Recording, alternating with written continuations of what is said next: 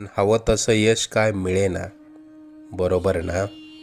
आता ही धावपळ सोडून कुठेतरी लांब निघून जावंसं वाटतंय ना? अजून किती दिवस सोसावं लागणार हेच तुझ्या डोक्यात कायम असतं. त्याच गोष्टींना पुरता कंटाळून गेलायस तू. मला माहिती आहे या वेदना आता तुला सहन होत नाहीये. यापुढे अशी समस्या तुला सतावणार नाही. तू आजपर्यंत भरपूर दुःख सहन केलंस.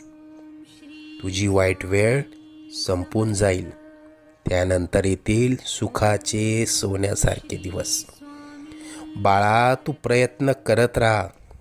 जिथे तू थांबशील तिथून पुढे तू हाती घेतलेले कार्य आम्ही पूर्णत्वास नेऊ. तू प्रयत्न करत राहा. यश तुझी वाट बघतंय.